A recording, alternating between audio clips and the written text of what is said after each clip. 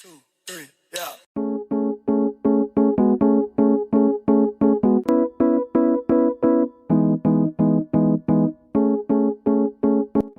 Welcome to the Black and Gold Hour podcast. It's your host, Merv, and it's been a crazy 48 hours with the president and vice president elects being announced, and the New Orleans Saints. Wow.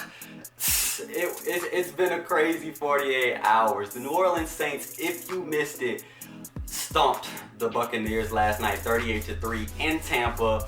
No analysts, no national media, nobody expected the Saints to win. Everybody picked the Bucks. It was crazy, except Cynthia Freeland. She was the only analyst on TV that picked the New Orleans Saints to win, and they were able to win.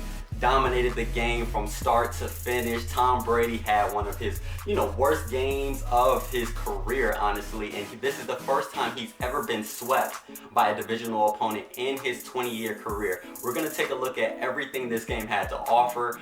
Definitely remember to subscribe to the Black and Gold Hour Instagram page, as well as the YouTube page. We want to continue to build, but let's take a look at what happened. Wow, let's take a look at what happened. So, the New Orleans Saints all week, we've been talking about this game on ESPN. Everyone's talking about it. Like I said last episode, the Saints played the Chargers, the Panthers, and Bears, but we had all been thinking about this game against the Tampa Bay Bucks in Tampa. The Saints were, a heavy underdog, and it's crazy because it almost felt like both teams were even. Both teams had their star players coming back. What Tampa has with Mike Evans, Chris Godwin, and bringing in Antonio Brown, and we already know what Tom Brady it means to football. And the New Orleans Saints, we bring back Michael Thomas. Emmanuel Sanders comes back after COVID protocol is now over. We have Alvin Kamara. Marquez Callaway also comes back, but it seems like all the analysts pick the Bucks to just dominate the Saints and basically win the division and send them to the Super Bowl. But last night's game proved that the New Orleans Saints are still the leaders in the NFC South, and they had something to prove last night. Let's start with the side of the ball that I'm most excited about, the defense. So all week we're worried about the defense. It seems like every week, every year, we're worried about the secondary, what's going to happen to the secondary. And Tom Brady, Antonio Brown, Chris Godwin, and Mike Evans, and Rob Gronkowski is just a combination that kind of makes Saints fans, it gives you that feeling in your stomach that things aren't right. But the defense was able to play well. The defensive line, Cam Jordan, Trey Hendrickson. Let's talk about Trey Hendrickson really quick. He's third in sacks. He's projected to have possibly 15 sacks this season. Is there a way for the Saints to keep him? I mean, this guy is going to demand big money. He is a playmaker since week 1 of this season. Trey Hendrickson is going to get his bread. And hopefully the Saints can find a way. Mickey Loomis can do his magic in order for Trey Hendrickson to get his money. But if so, he's going to be a dominant defensive lineman for the rest of his career, man. The way he was getting off the ball, I think there were so many tweets about how fast he was getting off the ball. You could see it on TV. He's just a playmaker. He constantly makes plays. If he's not sacking the quarterback, he's affecting the quarterback's throw. He's doing everything that we need in a defensive lineman, especially with Sheldon Rankins out. Cam Jordan was making plays, getting back to his old ways. So it was really exciting to see with the linebackers. Demario Davis, you already know what he can do. Alex Anzalone had a fairly good game as well. And then in the secondary, Marshawn Lattimore doing what he does best. Lock down Mike Evans. I mean, they have been going back and forth since they both came in the since Marshawn came in the league in 2017, and today Marshawn got the better of him again. And let's talk about Janoris Jenkins. We always are so hard on our secondary, but Janoris Jenkins has quietly been balling as a corner. We always think about Marshawn Lattimore. We know what he can do. We know his potential. And they call him Jack Rabbit, and they don't call him Jack Rabbit for no reason. Janoris Jenkins has been balling. He's locking down people. I know he had a couple of defensive pass interference issues the first couple of weeks of the season, but he's locking down everybody. He followed AB. He did everything that we need in a second corner. And I mean, we have a great cornerback tandem. If Marshawn continues to play up to his standards and Janoris Jenkins keeps doing what he's doing, and they can stay healthy. Our corners right now are looking good, and they're looking like they're in mid-season stride. Let's get it. But anyway, let's continue to jump into this review and talk about the offense. Drew Brees. I mean, a lot of us were worried about Drew Brees when the season began. The offense, where the offense was headed, Drew Brees' arm strength. We all were kind of concerned about what was going to happen with the offense, but Drew Brees has been balling. He's been very efficient. It's not so much about throwing deep. It's about being efficient and accurate, and that's exactly what Drew Brees was doing. It seems like everybody had their hands on the ball in last night's game. Michael Thomas, Alvin Kamara, Jared Cook. Jared Cook cost us about 10 points with a fumble and then a drop. But other than that, that's about the only negative things I can say about the offense. Jared Cook did cost us a couple of points, and we could have put the team away much earlier than we did. But Jared Cook is a player that I have a lot of confidence in, and I like his game. And I can't fault him for fumbling, trying to fight, but he should have just sat down on that one and took the tackle. But going into Drew Brees, Jared Cook caught the ball, Alvin Kamara, Michael Thomas, Marquez Callaway, Adam Troutman, who is also a player that I'm looking forward to seeing develop as the years go on, even after Drew Brees. Adam Troutman is an athletic tight end. He's a guy that's catching the ball. He runs fast. I really like his game. He's also a third-round pick, and the Saints' second and third-round picks are always talented. I would definitely want to see more of Adam Troutman. He's pretty good, and Tre'Quan Smith caught a touchdown pass as well. Josh Hill got involved, and Taysom Hill.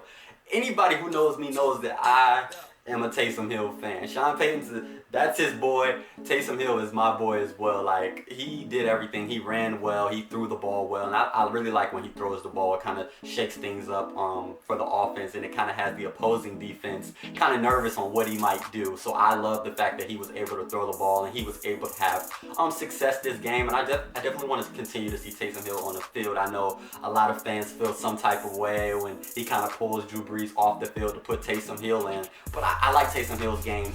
He's what you call a baller. He just does everything so well, and I definitely want to continue to see him on the field. But as for this game, it was a domination from start to finish. Tom Brady, I mean, Marcus Williams caught an interception on him. I think that's the second one, as well as Malcolm Jenkins caught an interception on him as well. And then he threw a third interception. I'm not sure who it was to, but it's definitely 3 interceptions for Tom Brady. It was one of his worst games.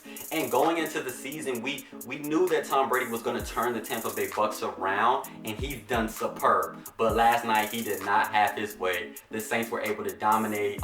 We got videos of them dancing in the locker room, because probably even they are shocked at how dominant that performance was, and that's the Saints that we wanted to see all season. That was the first game that we saw complementary football. The offense playing well, the defense forcing 3 and outs, and the offense rewarding them with those touchdowns. That was the first complimentary game. And if you follow me on Twitter at Merv_speak, then you would have saw that I felt like this was a 2011 Saints game where the Saints are just dominating from jump, and the defense, who might not be the best defense in the world, was creating turnovers, was stopping the opposing offense, and getting the ball right back in our offense's hands, and our offense was capitalizing. It felt like a 2011 team. It felt like a 2009 Saints team. So many things happened in that game.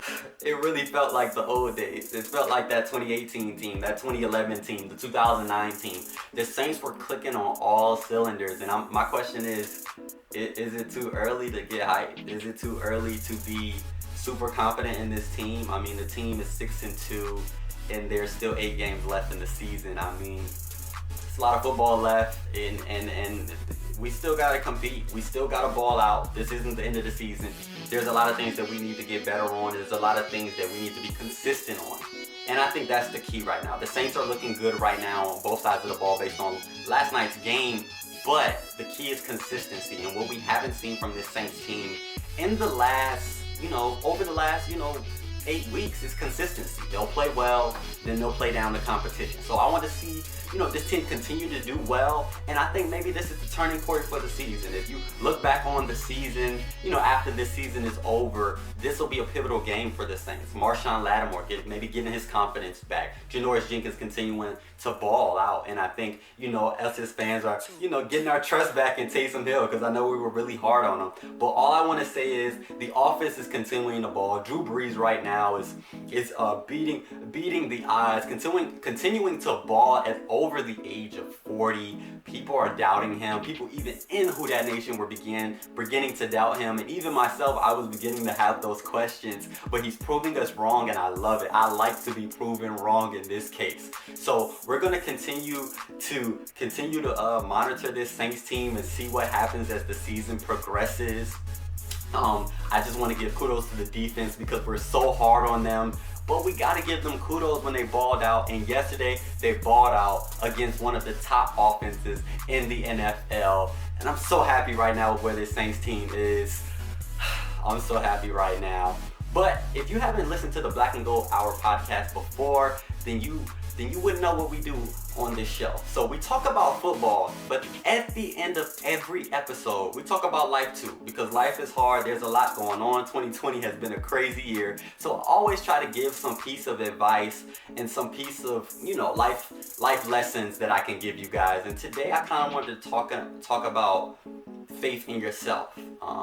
Me starting this podcast or whatever task that you may be doing, you have to see the vision and you have to believe in yourself before anybody else does. Sometimes we start a task or we start a goal and we're looking for that validation from others to keep us pushing forward. But instead of pushing forward on the words of others, push forward on what's within. Think about how you feel about yourself, the goals and the passion that you have for your project, and push forward regardless. And then the validation will come.